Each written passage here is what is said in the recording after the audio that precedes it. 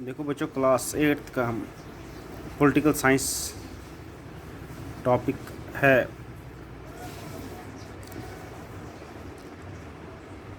Public facilities.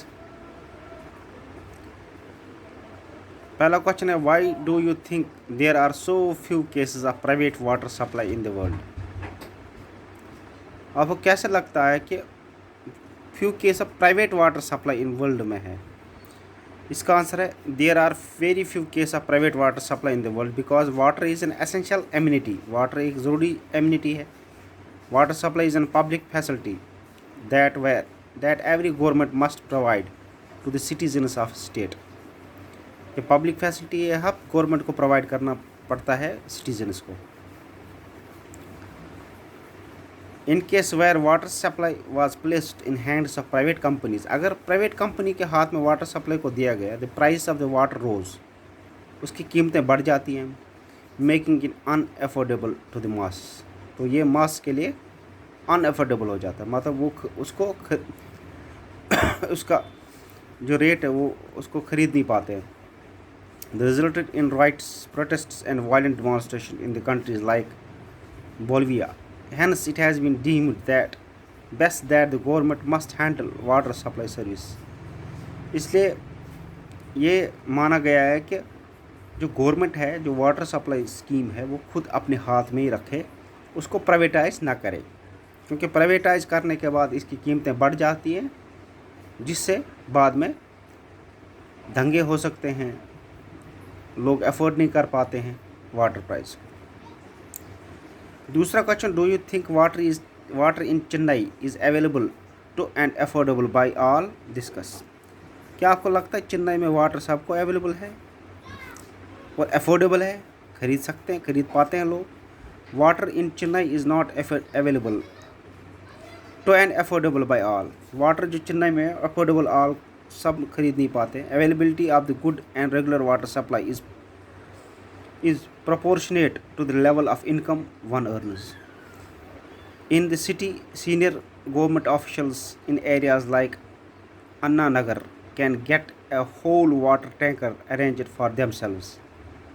Most areas like Mylapore get water once in 2 days। मतलब कुछ जगहों पर जहाँ पे गवर्नमेंट सर्वेंट है, गवर्नमेंट ऑफिसल है, वहाँ पे वाटर सप्लाई रोज़ आता है, लेकिन जहाँ पर एक और जगह है जहाँ पर गवर्नमेंट सर्वेंट नहीं, वहाँ पर 2 दिन में एक बार पानी आता है।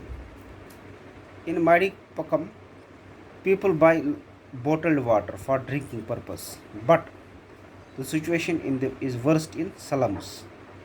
Here water supply runs for barely an hour every day from a single tap, serving over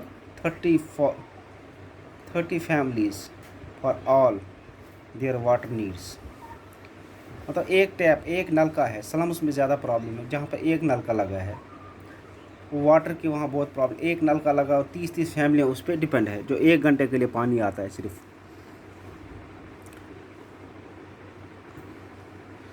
इसके बाद है तीसरा question, how is the sale of water by farmers to water dealers in Chennai affecting the local people?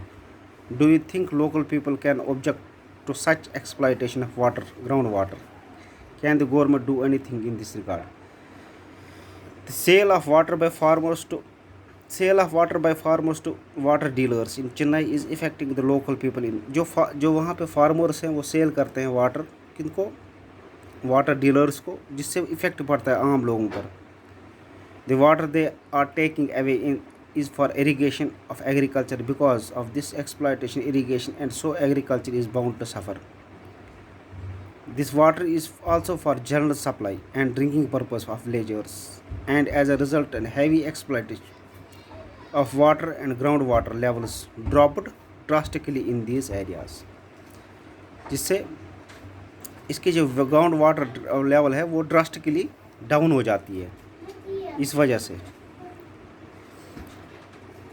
Water is also for general supply. ये water किस लिए? General people के लिए, general supply के लिए। और इससे जब वो डीलर्स को सप्लाई करते हैं तो इससे वाटर सप्लाई पे असर पड़ता है। बच्चों यहाँ तक आप करो 3 क्वेश्चन, उसके बाद नेक्स्ट वीडियो में नेक्स्ट क्वेश्चन में करो।